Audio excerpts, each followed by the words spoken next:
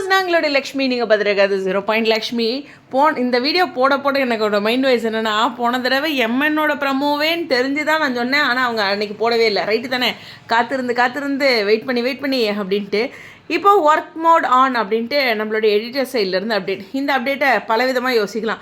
ஏன்னா இந்த இடத்துல எம்என்னோட ஷூட்டிங் ஸ்டார்ட் ஆகி அதுக்கான எடிட்டிங்கும் போகலாம். ஓகேவா, அதுவும் அவர் மென்ஷன் பண்ணலாம். இல்லை இன்றைக்கான ப்ரமோ அப்படிங்கும்போது அதுக்கும் ரெடி பண்ணி கொடுத்துருக்கலாம். ஸோ ப்ரமோவுக்கு அப்படிங்கும்போது அவர் மகாநதிக்கும் பண்ணுறாரு, அழகைக்கும் பண்ணுறாரு.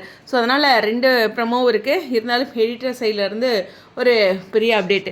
எஸ், இன்றைக்கான ப்ரமோ எப்படி இருக்கும் அப்படிங்கும்போது ப்ரமோ இருக்குமா அப்படிங்கிற கேள்வி இருக்குது. ஏன்னா பொதுவாக எம்என்க்கு நம்ம காத்திருக்க வைக்கிறதே ரொம்ப இம்பார்ட்டண்ட்டாக அவங்க பண்ணுறாங்க.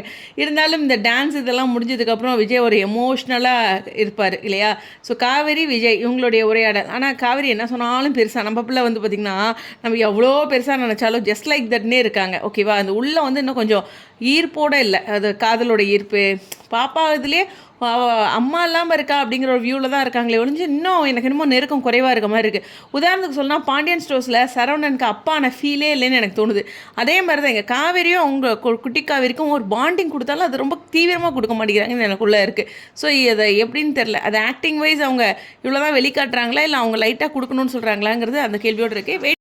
வெயிட் பண்ணி பார்ப்போம். இன்றைக்கான ப்ரமோ இருக்கும் அப்படிங்கிற ஒரு பெரிய எதிர்பார்ப்புகளோட. நாளைக்கு எலெக்ஷன் டே. உண்மையுமே சொல்லணுன்னா நிறைய இடங்களில் கமெண்ட்ஸ் எல்லாம் பார்த்தேன். வாழ்க்கையிலே திங்கட்கிழமையே ரொம்ப அவளாக எதிர்பார்த்துட்ருக்கோம். ஏன்னா நமக்கு சண்டே முடிஞ்சோடனே ஸ்கூல் டேஸ்லேருந்து இந்த ஒர்க்கிங் டேஸ்லேருந்து எல்லா நாளும், எனக்கு இல்லை உங்களுக்கெல்லாம் சொல்கிறேன், ஒர்க்கிங் டேஸ்லேருந்து எல்லா நாளும் இந்த சண்டே முடிஞ்சு மண்டேனாவே ஒரு பெருசாக இருக்க மாதிரி இருக்கும்.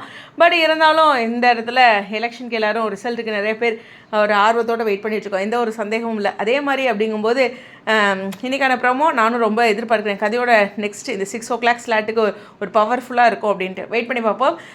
சிட்ஸால் ஓட் போடுங்க. ஓகேவா, மறந்துடாதீங்க. ஸ்டேடியம்.